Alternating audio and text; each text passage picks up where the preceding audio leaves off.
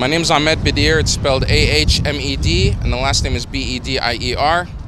I'm a civil rights advocate and president of United Voices for America. What we're witnessing today in this trial of Noor Salman is outrageous. It's taking a completely different turn. This is not the same case that we were promised, months ago. And now we're finding out that the father of Omar Marteen was an FBI informant who worked for the FBI for years, for 11 years, and intervened in his son's investigation. And there are a lot of questions whether he had an impact on ending that investigation. But what we do know is, within 18 months of the closure of that investigation, Omar Marteen killed 49 people in Orlando. Noor Salman did not do that. It was Omar Marteen. And it was the FBI's failure to hold Omar Marteen accountable, even though after he broke the law, after he lied to them. And instead of going after and holding the right people accountable, they're going after Noor Salman, who seems to be, from all what we heard today, is a very simple person. One of the witnesses said she's childlike. He felt like whenever he's talking to her, he's talking to a child, not an adult. So what the government has been able to establish so far, through their own witnesses, that Noor Salman is a nice person that likes children and that she bakes good cakes. Even the FBI agent himself said that. This is just, why is this woman even on trial anymore? Why isn't this case over? And why did 49 people have to die because of the failures of law enforcement to hold this monster accountable? Why is it that we're finding out now, just almost at the end of the trial, that Omar Marteen's father worked for the FBI? This is huge. And it's unacceptable in our judicial system that this information will be withheld from the public, withheld from Floridians, withheld from the people of Orlando, and withheld from the defense.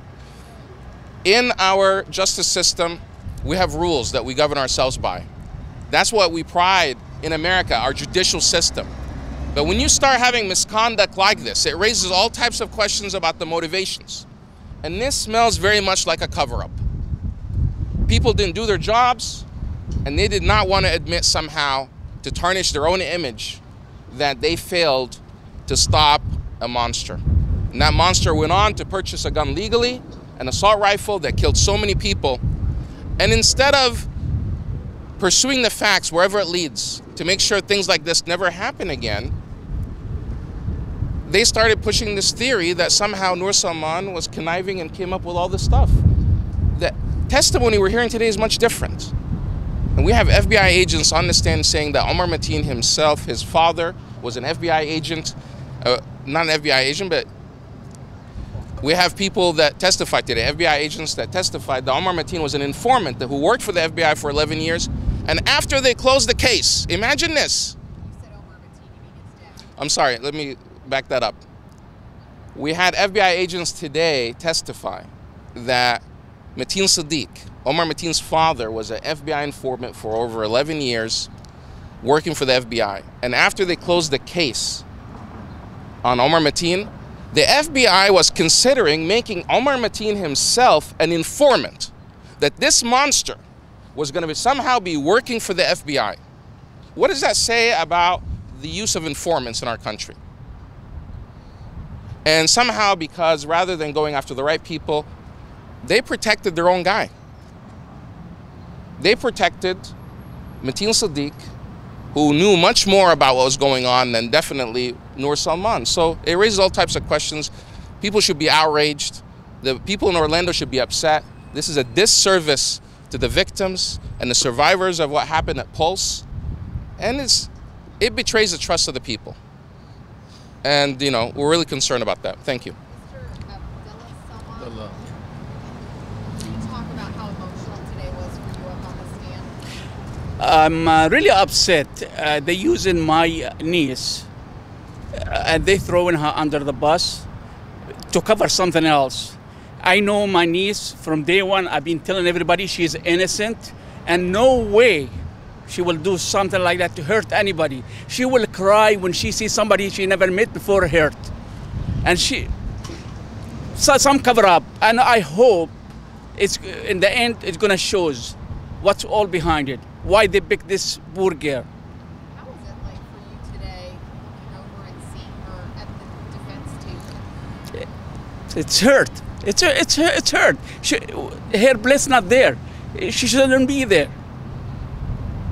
She's really special to me. You said you're like a father to her. Yes. What is she like? What she like? What is she like? You describe Noor Salman. Very honest, trustful, easygoing, wide open. If you just sit down with her 15 minutes and you talk to her, you know who you talk to.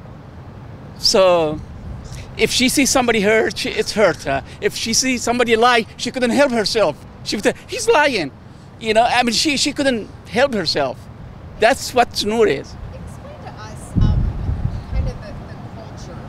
So she had met Omar online. Had she ever met him in person? She never. Family moved, came over to go meet your family. When she never met him on face first.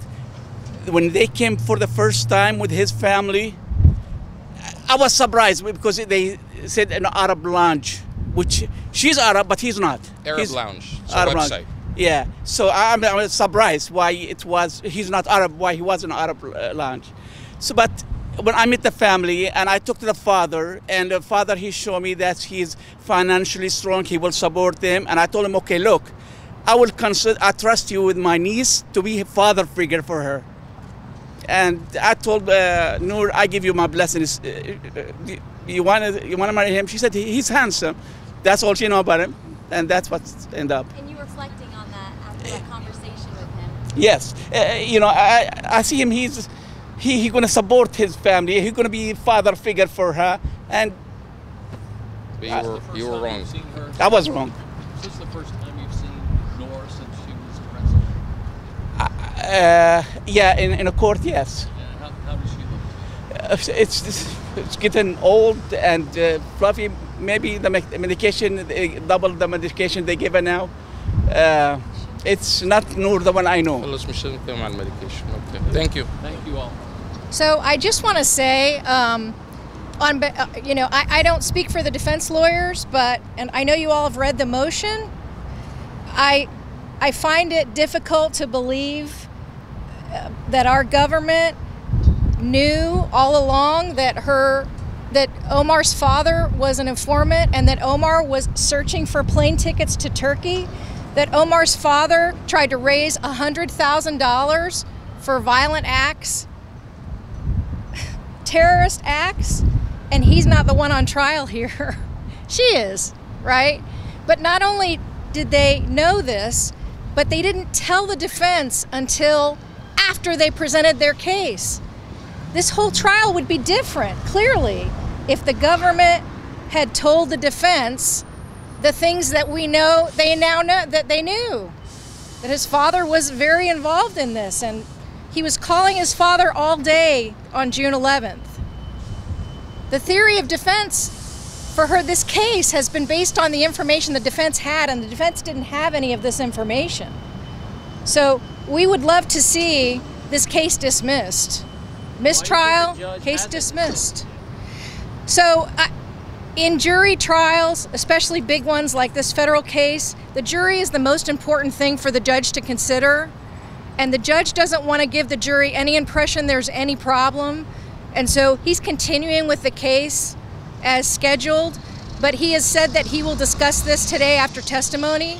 So we're hoping that he sees this as grounds for a mistrial and potentially grounds for dismissal of the government's case. I mean, it's unbelievable. Never in the history of any terrorist case has the government withheld such evidence that could put her criminal trial in a different light. They based all of their opening statements and all of their witnesses and their testimony on the information they knew. Now all of a sudden on Saturday, after this case started on March 1st, on Saturday they release information about his father that's clearly would have helped her. There is no doubt about that. Notwithstanding the small piece of evidence, which has now been buried, that she said in her FBI statements that he left with his holster and his gun when they found the holster in the house on the bed. There's another item in the alleged confession she made that is not true, and they knew it was not true. They just happened to throw that in there. Can you get a little more specific with how had the defense known this information about Omar Mateen's father being an FBI informant, how that would have helped Noor? Well, just think about the FBI agents interviewing Noor in headquarters in Fort Pierce, knowing that Omar's father has been an informant and that someone had given him a tip that his father was raising $100,000 for violent acts overseas. Now it puts the questioning of her in a different light, correct? All of the cross-examination of all those FBI agents, the cross-examination of the mother and father of Omar Mateen, all of the evidence that has gone to the jury thus far would be turned on its head. It's crazy to think that they wouldn't have asked the FBI agents about his father and his father's involvement. His father was working for the FBI, and they knew that when they had her in custody, or they had her in the FBI